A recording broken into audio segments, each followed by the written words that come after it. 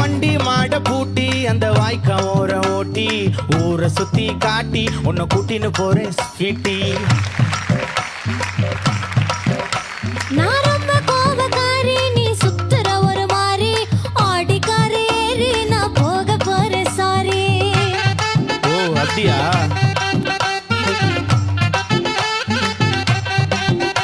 நான் வைக்க மாட்டேன் தாடி, நீ வேணா எனக்கு போடி. இந்த மாமாவை தான் தேடி உன் தங்கச்சி வர ஓடி.